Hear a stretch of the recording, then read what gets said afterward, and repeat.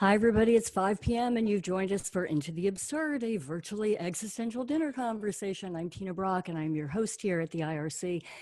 And if you've never joined us before, every Saturday at 5 p.m., we gather around the table to talk to some of our favorite artists and people that are doing really interesting things during very existentially challenging times. And so we encourage you to be a part of that conversation. Come in the chat box in the Zoom room with your questions for our guest today, Debra Leigh Scott. And also, if you're on Facebook Live, welcome. Put your questions in Facebook and we will get to them.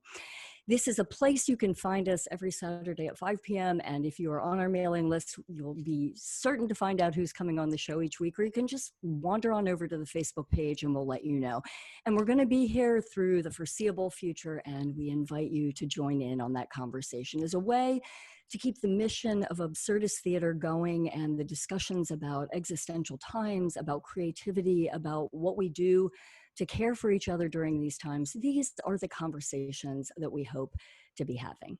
On today's show, Debra Leigh Scott. Debra is a writer, a playwright, a filmmaker. She is a singer. She's a Renaissance woman, and she has done so much for this community over the last number of decades. I got to know her well, we're not exactly sure how we got to know each other, but I think it was back at the Brick Playhouse many years ago as writer, as a playwright, and as an actor. And she has been a good friend to the IRC ever since. She is the founder of Hidden River Arts, which is an arts publication supporting outsider artists. And she's a filmmaker, and she cares about and is very concerned about social issues. And I learn so much from her every day. And I am so very pleased to share this 50-minute conversation with Debra Leigh Scott. Come on down to the table, Debra. Oh, there I am. Okay. There you Hello. are. Hi. In your wonderful creative den. I love it. So Thanks. good to see you. It's wonderful to see you. And I miss our conversations out in the community, Debra. We solve so many small and large problems during those conversations. Yeah, over wine and, over the table in a pub that we can't go to anymore. Yeah, a lot of years of and your service to the IRC too as a dramaturg and just as a very helpful person all the way around to organize and just support artists in the community. Well, it's just, I love your theater company. I think it's done really important things, and the fact that it focuses so clearly on absurdist and surrealist theater, it's something that we've needed for a very long time. So well, you need lots and lots and lots of support. I think you do wonderful work. Thank you. It does feel like now is a time when if there was a question about whether absurdism and existentialism really had something to say to us, that perhaps now might be that time when Beckett and Ionesco are looking down on all of this. Yeah. Let's talk about you and Temple. You were a Temple student, correct? You went to school there, and you came out with a degree in English? I have a bunch of layers of study. My undergrad was a dual degree in English and religion. And then when I went on to do my first stint with graduate work, it was, again, I kind of straddled the English department and the religion department and studied world religions, and was really fascinated with comparative mysticisms and the way that mystical energies felt very familiar in terms of the creative process that you're tapping into, or at least it felt to me as though we were tapping into very similar kinds of energies. Mm-hmm. And I just wanted to study that as much as I could. So yeah, my first 10 years plus of graduate work straddled that area. And then years later, I went back and got a master's in creative writing. Mm-hmm.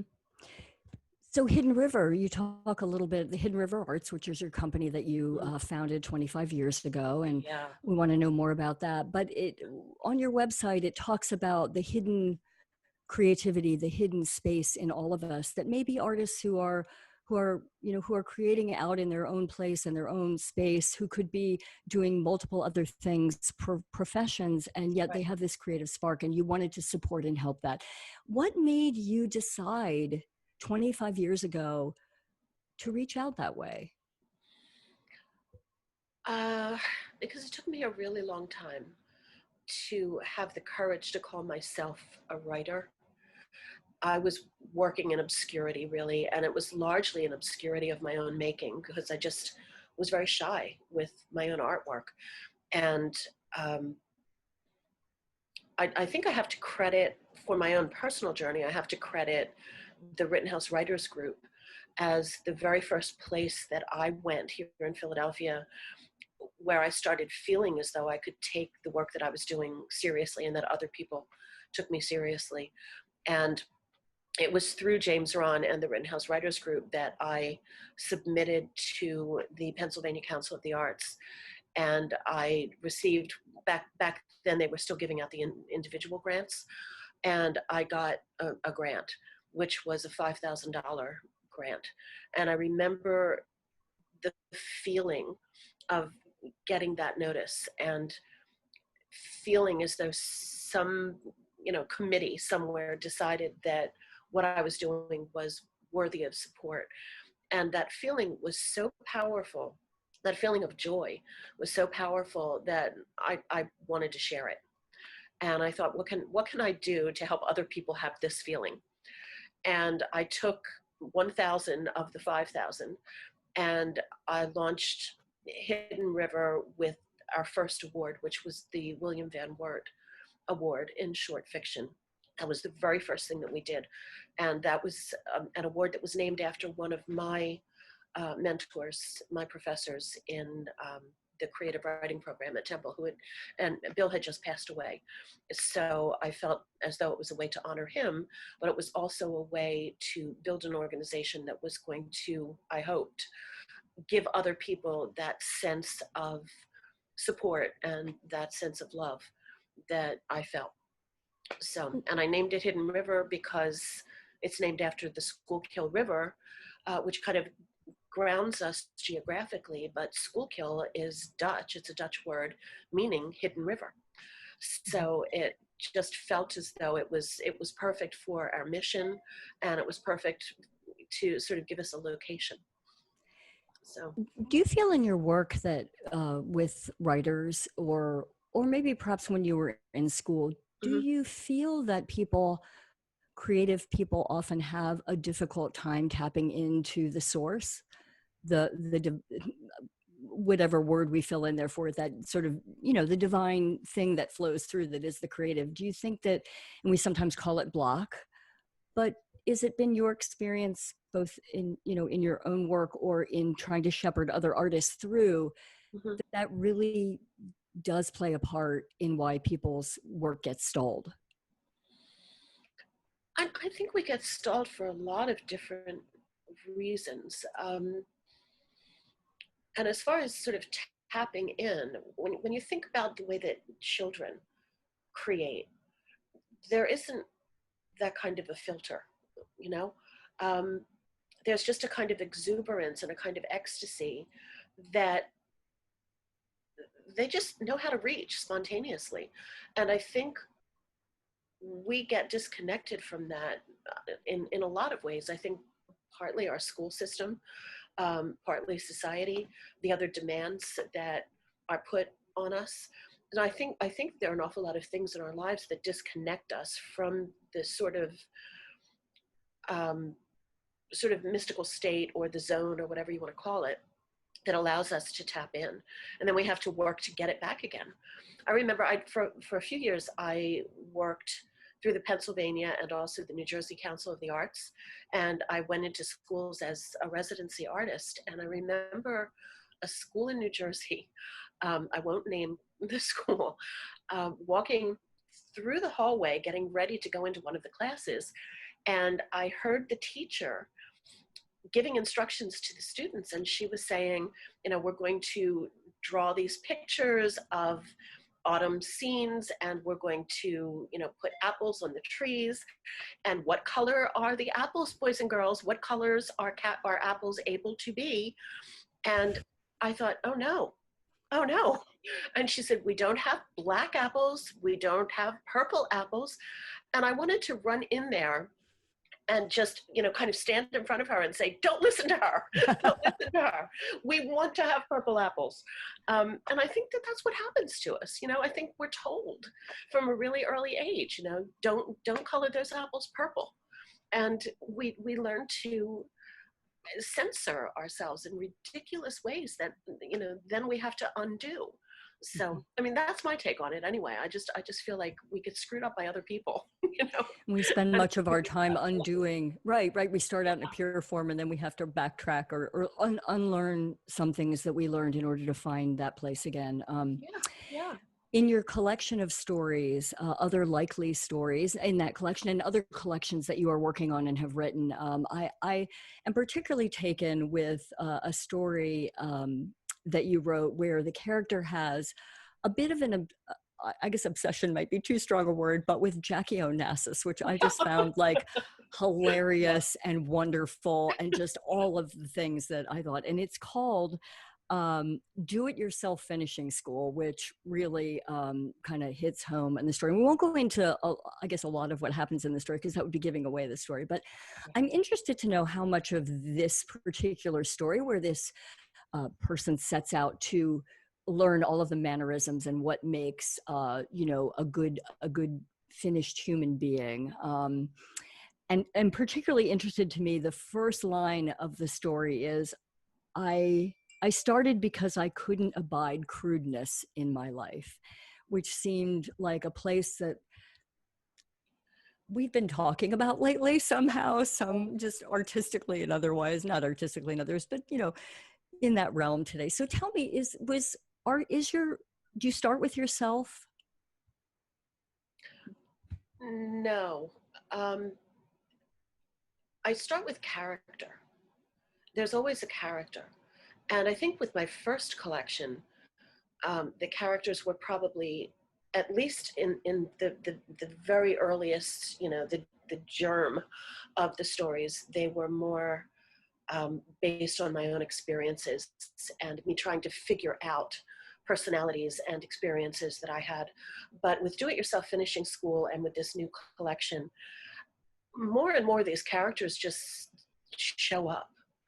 And Lee, the character from Finishing School, just sort of showed up in my head. In your mind, or and then on the page. Yeah. And that sentence actually just landed in my head. And I thought, who is this person? And I sat down and I started writing it out. And I'm usually a very, very slow writer, but that story felt almost as though I was channeling it. It was, there was some character sort of floating out there who, said, okay, here's an open brain, I'm going to jump in there. And I just sort of kept writing to catch up. So when that happens, do you have to stop and write, or do you carry that character around with you in your mind until you can, you pull off the side of the road and start writing? Sometimes I'll get up in the middle of the night and I'll write a sentence or two or something like that. But in this case, the inspiration hit and I was at home and I was able to sit down and just write. But an awful lot of the time, that's not the case. So I'll just try to, make some notes and hold it in my head and let it percolate there a little bit. And, is it dialogue or is it an outline of the story when you're making your notes? No. Again, it's more the voice of the person, and then from the voice, a character starts to take shape. One of the other stories that I'm working on in this collection right now, which is called Crossing the Line, is a character that was actually inspired by my middle school home ec teacher, but very, very quickly became someone completely different. And as I started hearing her and realizing what her relationship was with the other faculty, and seeing her at a faculty meeting and hearing their conversation, I was just, it was almost like being a stenographer or something. I was just writing it down. And the more I let her talk, the more I realized the rest of her world. And that actually comes from a piece of advice that I got at the Sewanee Writers Conference. Um, there was a writer, and I'm embarrassed to say that I don't remember his name, and I will forever remember this advice. We were workshopping one of my stories. We were in Barry Hanna's workshop, and he said to me, "You've got your hands on the shoulder of this character, and you're shoving her through this story. Mm. Get the hell away from her. Step back, let go, and let her do what she's going to do." And it hit me, like with Zen, they say like the diamond through the forehead. I still get a chill when I repeat that, because it was one of those moments of truth that you couldn't look away from, you couldn't deny. And I realized that I was over controlling what I was trying to do creatively. And that afternoon I went back, I was in one of the dormitories there, and I just sat down in front of my computer, and I started having a conversation with the character that he said that I was over controlling. And all of a sudden I realized things about her that I wouldn't have realized otherwise. And it changed it changed my methodology, I guess. And I work very differently now with characters, and I try to stay out of their way, because otherwise I'm just writing about myself all the time, and that's pretty boring. So. Can you feel when you're in the way? Is it an adjustment you can make when you're writing? Yeah, You can sometimes. step away and. Sometimes, yeah. Sometimes you don't notice it, or I don't notice it until I'm reading through a draft. Mm-hmm. And then all of a sudden I'll catch a glimpse of myself, and I'll go, ooh, that has to go. That has to It go. doesn't ring true. Is that right? Yeah. And it's one of the things that my writers group now, the Working Writers Group, has been a collection of people I absolutely love, and they'll call out those moments in a story too that feel writerly in some way, or they feel like the author's voice is intruding somehow. And they're just such a wonderful bunch of people who have radar for authenticity. And I feel as though they've kept me honest too with work. And we have someone from the audience who knew Bill Van Wort as well. A great friend of the family, and remembering fondly. He was a wonderful, wonderful teacher. He's one of those teachers that I, as an educator, wished every day that I could be like, because why he would read your story. I workshopped stories with him, and he would read your story, and he would know what you were trying to do, even if you hadn't managed to come anywhere near doing it. And he would say, I see where you're going, and this is what you want to think about, and these are some of the things you might want to read up on. And he would never tell you how to do it, but he would sort of guide you in the direction of how to best think about what you needed to know in order to do it. And I really loved that about him, because it's so tempting for people teaching artists to superimpose their own way of being an artist, and an awful lot of teachers who are teaching in art schools or teaching in MFA programs create little mini-me's. And that was the exact opposite of what Bill did. He wanted everybody to sort of find their way into their own creative world. And he was just an amazing person. Let's jump back to Hidden River for a little bit, and this idea of nurturing artists. When you are reading transcripts and reading manuscripts for the awards that you're going to be giving out, what are you looking for? What is it? Does it jump off the page at you? Is there a certain is originality important to you? Is it the person, perhaps, is the person's history important to you, in that sense of trying to look for people who might be creating, who didn't come out of traditional programs, or who might be, do you know much about the people when you read the work? We don't read blind, because I've never really felt that it was necessary to. And because of that, I do have access to things like a person's CV, their artist statement. I usually take a look at. I don't normally look at a CV until later. I think it's a combination of a lot of different things, but the most important thing is the work itself and how that work sort of stands in its own authenticity. And part of what makes it authentic often also makes it outsider art in a way. Um, and I can't tell you the number of times when I've notified somebody that they've won one of our awards where the response is, "You're kidding, right?" And I have to convince them that no, they did in fact win the award, and this is a wonderful piece of work, because along the line they've been hit with a lot of rejection because of some aspect. You know, it was too quirky, or it was a subject that people were uncomfortable with, or marketing departments and publishing companies felt that it wasn't marketable. And I think it's just a combination of that. It's a combination of the voice and the strength of the writing, the topic, the subject area, and how all of it just kind of comes together and creates something that you know is going to be really special.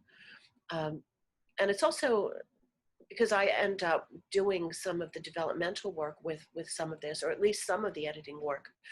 It also needs to be something that I know that I can support and that I can bring something to help it be birthed out into the world. If I don't think that I'm the right person for that, even if I think a piece is really, really good, it probably won't end up being the winner. Mhm. Let's jump over to your filmmaking work with your partner Chris Labrie and your work in higher education. And so, how did you make the leap from the work at Hidden River, which continues to go on 25th year, to deciding you wanted to tell this story of? I'm assuming it was your aggregate experiences yourself and talking to other educators around the country. Why don't you tell us a little bit about the documentary and what you're working on? Sure. Give us a Yeah. background. I'm laughing because my co-producer and I, Chris Labrie, and I feel as though this has become our unpaid life's work. You know, I mean, it's been going on for so long now, and I really had hoped that we were going to be able to wrap it up. And now with COVID, so many other issues are presenting themselves in the topic, which is, I should probably tell everybody, the title of the documentary is called Junct, The Trashing of Higher Ed in America. And it's about the corporatization, or what I call the corporate colonization of American academia. There has been a really unfortunate shift in our university systems, and there has been a deprofessionalization of the American faculty, 80% of whom now are hired on what are called adjunct contracts, you know, contracts that are one semester, maybe 2 semesters long, very, very low wage contracts. And the sovereignty of the scholar on the university campus has been really, really smashed. There's been an administrative takeover of the universities. Administrators now outnumber faculty on every campus across the country. And they are in many places also outnumbering the students. So there's been this complete shift in the culture. And we're also seeing, as the faculty are being paid poverty wages, the students are carrying enormous amounts of debt, paying these ridiculous tuitions. And the quality of the education has gone downhill steadily over the last 30 years or so, largely because faculty isn't designing the number of courses themselves anymore. Administrators are, and administrators in most cases have never set foot in a classroom, and they're not scholars. So the mission has been completely shredded. The reason that I felt called to make the film was because have spent so many years teaching on adjunct contracts and feeling like a total failure, feeling as though all of the years that I had done um, in terms of graduate work and study and preparation had been done for nothing, because all of that work never really found its way into classrooms that I was teaching. Most people teaching on adjunct contracts never get to teach in the areas for which they've trained to teach. They're teaching courses that have been administrative designed. They are teaching off of what they call a group syllabus, where everybody teaching a particular course doesn't get to design the course. They're handed basically a menu, even to the extent where they're not allowed to pick their own books. So the sovereignty of the academic is gone, and I was really losing my mind with that experience. And I think, as I told you before, I really blamed myself. I felt as though I had made a lot of wrong decisions and somehow didn't find my way into the career that I thought I was going to have. And it took me a long time to realize that it was not a solitary experience, that this was an experience, shared by almost 2 million faculty members across the country. I think it's 1.8 million now who are hired in this way. So the discovery of that, and largely my discovery, came through the work of a man named Marc Bousquet, who created a series of short videos called How the University Works. And he was interviewing people like me. And I was hearing all of these stories, and it was a YouTube channel. And I was just astonished at these stories and realizing how many of us had really no future in academia and how heartbreaking it was.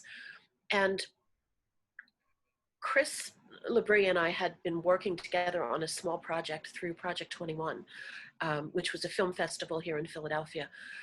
And I was talking to her about it and told her, maybe I need to do something about this. Maybe I need to, make a documentary or something and tell parents what's happening, tell students what's happening. Because if I'm in the middle of it and I didn't know it was this big or this bad, an awful lot of other people don't know. And Chris said to me, I'm in, because her dad worked at, I think it was Cumberland County Community College. And she said that she was aware of it from his perspective. And we just partnered up at that point and decided that we were going to start, doing interviews of faculty members and of the various unions that were trying to push back against what was happening. We were talking to administrators, we were talking to policy people, and we have now hundreds and hundreds of hours of interviews, but we still need to move forward because now COVID has stopped all of the campuses dead, and everybody's trying to figure out what's going to happen to higher education. So we can hardly not include that, and we just need to, I guess, be patient for a little while and see if we can start to see through the trees a little bit about what ultimately is going to happen now with higher education. One of the things that I'm seeing is that universities are laying even more of their faculty off and moving online. The sense and the fear is they're going to try to can a lot more courses that will then be offered over and over and over again without any real face-to-face interaction between the mentor and the student. That this is all going to be just so artificial and so, what's the opposite of alive? I mean, there's just no energy to that kind of learning at all. So that's kind of where we are now. Do you think that the telling of the story in video by those stories, where you said, initially you were coming to this by these sort of short YouTube videos that you were saying, it's a much more powerful story told in, say, video form than it is if you were to write about it or to write essays about it? You think you'll get to, I mean, is the purpose to sort of bring people together and kind of illuminate the story? Is that what the goal is Well, for I'm, the I'm documentary actually ultimate? writing a companion book because there's so much to say, and there's no way that you're going to be able to say it in a 90-minute or 120-minute documentary. Um, Chris and I have also talked about the possibility of trying to offer this to platforms that would make it a series, like a 5-part Mm-hmm. series or something, so that we could go into a little bit more depth with each one of the issues that we're covering. But I think the video has a greater immediacy because you see a human being and you Yeah. hear their story. And I think that when you see the humanity of it, there's an emotional response that is a little bit harder to get when it's just written of in text form. Mm-hmm. So, I blog. Actually, if anybody's interested in this, I think you're including the website, but if you go to junctrebellion.com, that will then send you out into my homeless adjunct blog. It sends you to Chris's 2255 Films, which is her film company, and you'll find clips there of some of our interviews. And there are a couple of other things that we're doing on that site that I think at this point, the hope is that it's going to start a broader conversation and reach out to people who haven't been aware Mm-hmm. of what terrible things have happened to American education in the last 25, 30 years. So There's a question here, Deb, a couple questions actually that are coming in from the audience. One is regarding the film. How do you fund it? How do you split up the production aspects? For example, the marketing, the releasing, the editing, the PR. Is that just right? It's a work in progress. well, Tina, you already know this, and I just said it to you earlier today. My life story basically is getting an inspiration to do something and then starting before I'm ready, and starting before I know how to do it. And that's essentially how this started. And for the most part, Chris and I have shouldered all of the responsibility ourselves, because I'm a writer and because I'm working and have worked for a long time in academia. I was able to reach out to certain people to line up the interviews, to prepare the interviews, and to get all of that part of it together. Chris is the filmmaker. So she has been able to, shoot the interviews. She's been able to do the editing. And we're at a point right now where, as we move into production and post-production, we're probably going to have to start hiring some other people. And up until now, we've been funding it out of pocket. And Mm-hmm. I've been really resisting having any kind of fundraiser, but it's very possible that once we hit that point, we're going to have to go to people and say, please, sir, can you give us a nickel? Because that's where the expense is going to be, when we have to start paying other people. Right now, we have not been paying ourselves. We've been trying to keep record of all of the hours of work that we've done, but we are just, flying with this thing on our own. And hoping for the best in terms of being able to reach out to other people when we need to do the stuff that we can't do ourselves. How do you manage all of these projects? If the documentary is a little bit on hold right now, but you have, and of course, COVID's affecting everything or our lives and our world right now, because I think we were talking earlier how it seems like every day brings something new, and yet we have to reorganize our priorities within that, our work priorities. But how do you juggle the demands of Hidden River Arts and then your own novel that you're working on, and the work on the short stories? I mean, what does a day look like for you? Do you have to plan it out a week ahead of time? Do you kind of just let it come to you? Do you like? I have lists, to-do lists pretty much every day. And I have a week to-do list, and I have a month to-do list. And I fail every day. Um, I think for me, the answer is when you're trying to do a lot, you just have to be willing to do it all badly, and Mhm. what that means for me is to realize as much as I can, and this isn't to say that I don't beat myself up on a regular basis, but to realize that there are human limitations, that you're not going to be able to focus on everything at once, that the idea of keeping it all in balance is an illusion, that you are going to be pulled in certain directions and certain things are going to be neglected at certain times. Um, and I think it's just a question of trying day by day to address what you can and to rebalance what you can. And you and I have talked recently about what this quarantine has done in terms of all of us, and I think this is probably true of everybody, really questioning the meaning of what we do in the world. If I die of COVID tomorrow, kind of thing, what have I done? What have I accomplished? What do I still want to do? What will I, feel really sad about not accomplishing? And one of the things that I've realized is that I have dedicated so much of my time in recent years to birthing other people's work that I have not given equal time to my own creative work.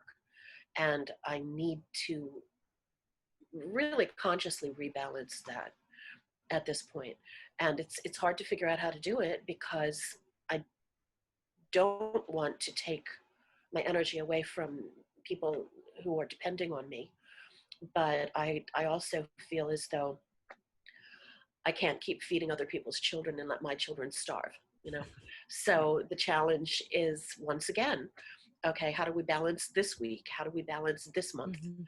And it's always a challenge. It's always the same question. And I think the question is feeling a little bit more dramatic and powerful right now because we're all feeling, that intensity around us. So we'll see what happens. We'll see how I'm able to do Mhm. it, or if I can actually accomplish the things that I want. How does that manifest itself in you when you realize you're out of balance? When you realize, is it for lack of a better word, I'm going to say, it's probably too strong a word, but resentment? Is it not of individual people, but is it an ache you feel, or is it just that creative, that character is presenting itself in your mind and you realize, oh, I don't have time to deal with that right now? Or how do you, is there something that happens that says to you, I'm really out of balance, or is it is something that grows over time and you just realize, uh-oh, the tire's flat? How do you, is it, I Oh, don't. I think it's a little different every time, because it depends on what's causing the the imbalance. If there is a particular project that is really demanding a lot of attention, and there is, a time consideration, a deadline of some kind, then I'll recognize the fact that things are out of balance, but they're going to stay out of balance for a certain period of time while I accomplish this thing. Um, if it's just a question of it being out of balance because I'm not concentrating the right way, or because I keep hitting a wall, um, then it's me having to talk myself down. Okay, Mhm. take a deep breath. And Jean Brooks, my singing partner, and I our was theater just gonna go community there. beloved person, um, reminds me all the time, one box at a time, Deb, one step at a time.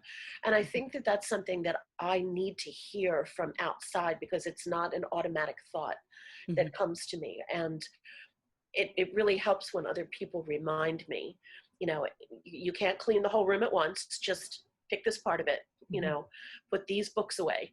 And I think that that's really what all of it boils down to, taking Particularly now, right? definitely When step by there's step. Yep.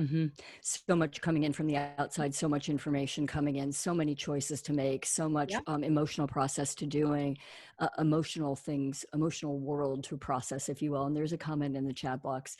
Your honesty is inspiring, that you're Oh, willing to fail and do things badly. And I do think that that is for people who do have a lot on their plate, we can forget that.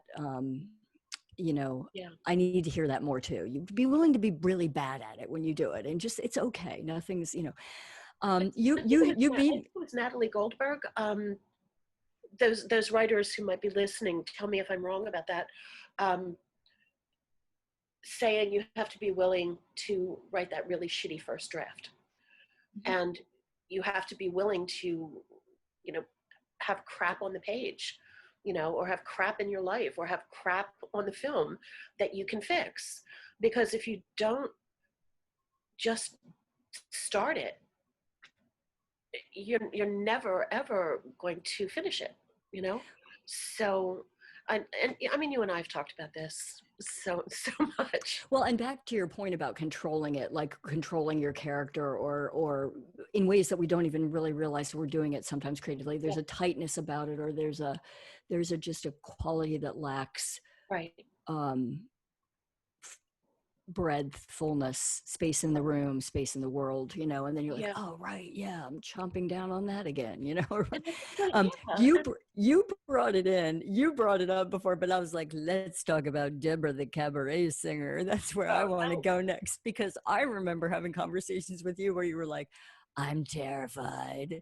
Yeah. And but I think that that's such a beautiful aspect of another aspect of your work. And I love that you and Jean have been working on your cabaret. So tell me about when you're working on as a cabaret singer, like what's can you identify, is it that it's public? Is it that you have eyes on you literally in the room, and that's what jacks up the anxiety? I don't know exactly. Your voice is beautiful. I'm really comfortable in front of a classroom. I'm really comfortable in front of like a whole conference room of, hundreds of people giving a talk. But the minute that I have to sing, it's the fear that the instrument isn't going to cooperate. And I live with asthma and allergies, and for the longest time, I just felt as though I couldn't trust my voice at all. And Jean will attest to this, and I don't know whether it's psychological or if there is some real physiological reason, or maybe those two things go together. But almost every time we've had a cabaret, I ended up with bronchitis right before the first night and lost my voice and had to sing above and below and around the bronchitis. So there's something about that I still am working on, and I'm determined to work on it because I love singing. I love music. I love the sense of bringing a really neat piece of music to, and cabaret is intimate, so it's not a huge number of people, it's usually a small room of people.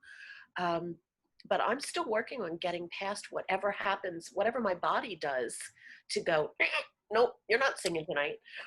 To clench up. Is that so that you speak a little bit about in your writing, the character sort of moving through you? Do you feel that when you sing, it's not the same movement for you? Something gets a little bit tight or stopped in the process. It feels differently than it does when you're writing, I guess is what I'm trying to say. I don't know. I mean, if I knew, then maybe the bronchitis wouldn't plague me as much. I love that you just are going to go out there and figure this out. Yeah, I mean, and you can hear now, like I'm always, a little bit congested. So that, I think, is something that just gets worse. But I wish I knew why. And do you feel the need to tackle that obstacle for yourself? I mean, is it? I'm fascinated with that, the grit, the determination to sort of like, I'm going to get my head around this. Why it's a puzzle. Like I don't know why. And I don't know why I feel betrayed by my body. It's a bizarre thing. and it's still a mystery to me, and I do manage to work my way through it, and I do manage to sing my way through it, but it's not comfortable to be singing after weeks and weeks and weeks of rehearsal, and then the night that you're on stage not being sure that the instrument is going to work, and not feeling as though you're giving the best to the people who came. And in my case, because Cabaret Divas is two of us, feeling as though I'm letting Jean down with, this croaking voice that I have. So I don't really know what it is, but I don't want to give up. And I need to just sort of keep going with it. Well, and the fact that you chose divas, that you chose the sort of larger than life, this is an aspect that came up in Liz Goldberg, who's an artist and was on one of our earlier Into the Absurd. She's fascinated with the diva, the Cuban diva, the diva, and I think that's really interesting that you chose that as sort of like, it's, Well, it's in large, our it's case, flourishing. I think it's kind of tongue in cheek, I Yeah. don't think either one of us think of ourselves. Oh, okay. Well, maybe that would help, Deb. Maybe if you're just like, no, I am this, I'm gonna, yeah. I love the fact that you are working through that, particularly given all of the other work that you're involved in right now. There's a question, an audience saying, I can tell that you must have a beautiful singing voice because your speaking voice is so, and it, That's nice. resonant and whatnot. I want to ask you about a couple of the short stories that I read today. Well, is it Beverly at the Fair? Yes. Is that one of them too? So the sense of place for me in that story was, and we'll put the links up so people can do their checking into this. But did you ever live in the Midwest? No. You didn't. No. And does it come up in your thinking at all? I have always felt as though I must have lived a life in the South. Because I've always been drawn to Southern fiction. I've always been really interested in Southern writers. When I went to Sewanee, it was because I wanted to study with Barry Hannah. And I don't know where that comes from, although my mother was pregnant with me when my father was stationed in Camp Lejeune. So I'm wondering if sort of the fetus that I was absorbed, the Southern energies or something, because there's something about the South, the literature, the music, the food, that I have always felt drawn to. And I think the characters that I'm really interested in are characters that often, well, I mean, the first collection, the whole thing is set in various places in the South. But my characters now are set in different places, but they still seem to have that kind of sensibility.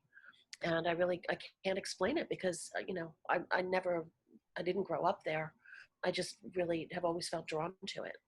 Do you think it goes back to that same question we were talking about earlier in the finishing school piece, where is there an aspect of you that really does value a way of relating to other people that involves manners, or whatever the word is we want to call it, but a sort of like, can we just treat each other with some decency, or do you think that comes into it in the Southern? Do you think your mind goes there because it's a people that feel embody that? It could be, and my two children would tell you without hesitation, because they still make fun of me about this. One of the things that I always said to them when they were misbehaving, or even when they weren't misbehaving, that's not appropriate.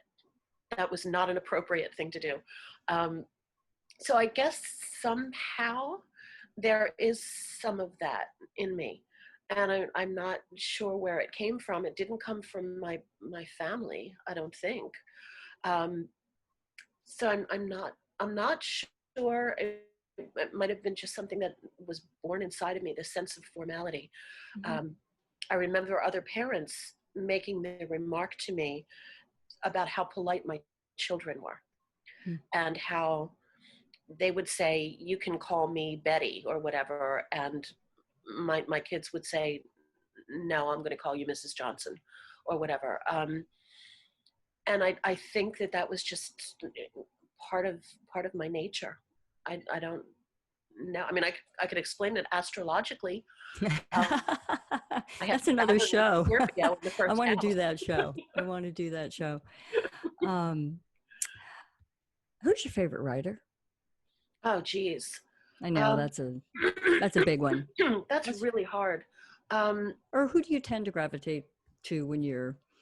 Well, I just started rereading Lewis Norton because I love his writing. I really loved his writing, still do. And again, he's a Southern writer. He was from Itabena, Mississippi, and his characters are incredible. And one of the things that he does that I really envy is that he has absolute heart-wrenching tragedy and absurdist, hysterical humor in the same paragraph, sometimes in the same sentence. And I don't know to this day how he did that. And I keep rereading his stuff because I would love to figure it out. But he's somebody that I really loved. I mentioned him before. I really love Barry Hannah. But it's really hard for me to call up the number of people whose work I think is incredible. So, I go back to Charles Dickens or somebody like that and study what he did as well. And I don't know. I just like people that look at character and really understand character. I think there has to be a sort of psychological acuity there or something, so that somehow their writing makes me feel as though I'm inside that person. Mm-hmm. I don't know if that makes any sense. Absolutely. But I was going to say, I do think you capture that. That's one of the things I most responded to, one of a number of things in reading your writing that I was like, wow, in that same span of 3 or 4 sentences, I was laughing out loud, and this just absurd thing just took place here with this character in, and that would be something I would point, at least in my experience of your writing, as something I thought that was really, really strong. That's good to hear. I don't think I do it anywhere near as much as I would like to. So it's nice to know that some of that. Yeah, that exact thing was the thing that hit me over the head. I have so many questions to ask you, and I'm looking at the clock, and it is 5 after our 50-minute allotted time. Yeah, I know. I want to do the astrology show, Deb, so we'll come back and talk about that one. But I just want to thank you. We didn't even get to the activism and, all that you do to keep us all on social media, knowing what is going on in the world and culled from a variety of sources. And that's, I always feel so much smarter when I have spoken to you and when I've followed your Facebook feed. I think I need to pull back, I think everybody at this point is going a little bit crazy, being so fixated on all of the negative stuff that's going on. I mean, we have to pay attention, obviously. We have to pay attention. But we need to keep love in our lives. We need to keep beauty. We need to keep all of the positive things that make humanity worthwhile in our lives too, so. You had a wonderful post this morning about that I thought was really beautiful. I was like, let's just not forget the art, people. Let's go back to the art when you need to. So there's someone in the audience asking for the film website again. Do you know? It's Junct Rebellion. It's JUNCTREBELLION.com. And actually, if you just Google Junct Rebellion, it'll come up. If you Google the homeless adjunct, I will come up, and you'll be able to sort of navigate your way through. And you can always just email me, and I'll send you the links if you need help finding this stuff. We'll make sure we put it on when we post this episode up on YouTube too, Deb. Great. And thank you. So thank you, Debra, so much for all the work all over all of these years. It's been my pleasure to know you and to be delighted by your work and your activism and the work that you do for other artists in the community. I think it's very special, and we're just very fortunate to have you, in this community. So I look forward to seeing your stories and to having you back on the show and talking about all the stuff we didn't get to today. And I want that novel done when you're back. Yeah, that's another whole story. We could do another whole show on the trilogy. the grinding through the novel show. We'll do we that won't one. go there. Yeah. Well, Deb, thank you so very much. Thank you, Tina. We'll talk to you again. To you. You're very welcome. You're very welcome. Bye. And for everyone else, I hope that you will be back with us next Saturday at 5 p.m. when actress Jane Moore joins us at the table. Jane has graced the IRC stages in a number of roles, including playing my mother in The Eccentricities of a Nightingale. I just think the world of this woman. She came here to Philadelphia in the 1960s from Portland, Oregon. She got her MFA from Temple, and she's been on regional and local stages. And she had a 2-year stint at WHYY and PBS with an interview show called Jane Moore and ... So with that, we wish you a very safe, a very healthy, a very happy week ahead. And we hope to see you this time next Saturday, 5 p.m., when actress Jane Moore will join us on Into the Absurd. Until then, be well.